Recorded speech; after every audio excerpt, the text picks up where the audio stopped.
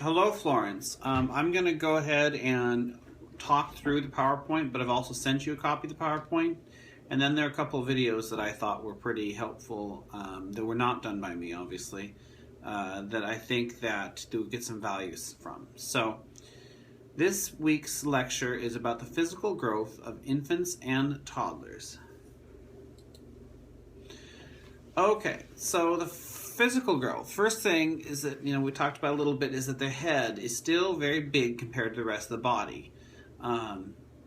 If you think of toddlers as kind of half grown, because by 2 years old, that's actually where they're at. If you double a child's height at 2 years old, that's about what they're going to be as an adult.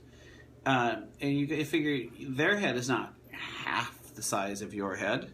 Their head's a little smaller than yours, but not half.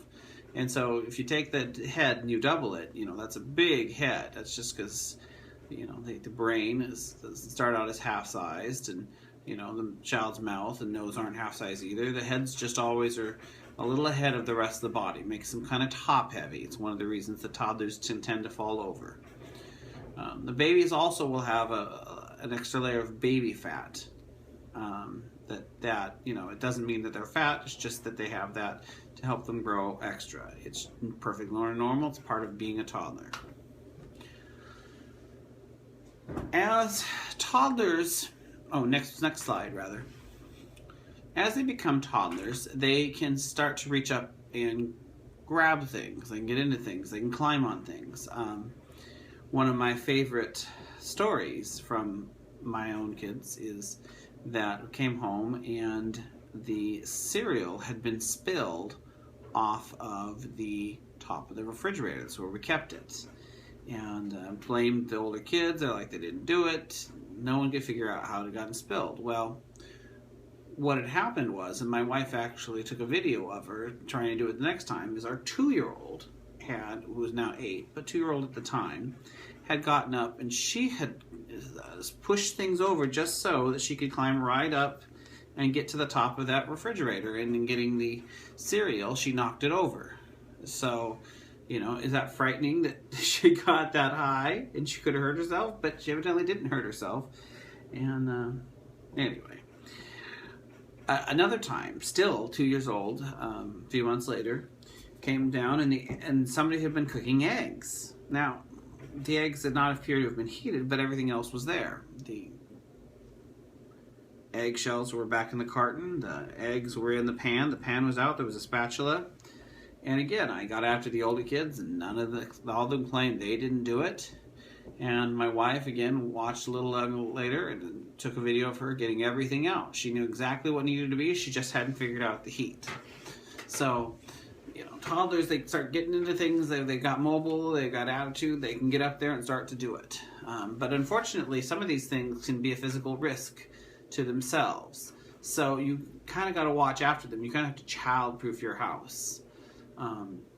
Toddlers also don't have much patience for anything. They think that they now, their whole life up to that point, people have just done things for them. Things have just happened. Things just magically happen.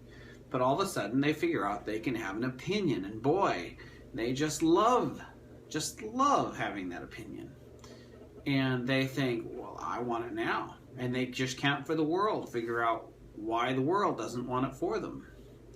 So they just don't have any patience, because they finally figured out they can have a say over the world, and they think their say should hold sway right now. In fact, they won't even something they don't like, which they generally get as toddlers, they don't like dirty diapers, wet diapers at this point. And then they won't even put up with that. They'll try to wiggle away and run away, and they just won't even take the time. They don't even have enough patience for a diaper change.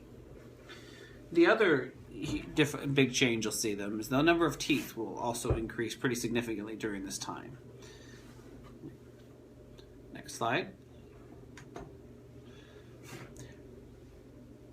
They, at this point, will also be able to care for themselves. You'll need to child-proof the whole house. Toddlers will now be able to feed themselves. In fact, will demand that they feed themselves. One of my children at this point refused to eat if somebody was giving them food. They wouldn't. They'd rather starve than and that child would rather starve than. But all toddlers get to the point where they can now begin to feed themselves. Some will use a fork, and especially if they're being taught that at home. Some will want to just grab the food and put it right in, but whatever, they'll start to be able to feed themselves and demand. This is also the age where they can start to get interested in and even start to perform in terms of controlling their bowels. This is the age where they'll start to be able to sleep through the night and stay dry. This is the age where you'll start to potty train them. 3 is kind of the rule of thumb in terms of when they turn 3, starting to potty train. Although certainly parents will put some efforts into it even before 3. 3 is sort of the golden age. Next slide. Brain growth. Toddler is the point where the brain is really growing and will do so up until 6, both in terms of size and density. But we also need to remember that density is not a helpful thing. That it sounds so dense, that's going to be good. But actually, no, it has a hard time getting to the connections and finding what it needs, so to speak. At age 6, that's when it starts to prune those synapses, kind of using a use it or lose it. So if it's something you're doing, if something the kid needs to know, they learn it very well. If they're not doing it at all, they start to lose the ability to be able to learn that easily. It's why language is if a child's exposed to the language before 6, they often will learn to speak it without an accent. But after that, they may speak it perfectly, but they'll still have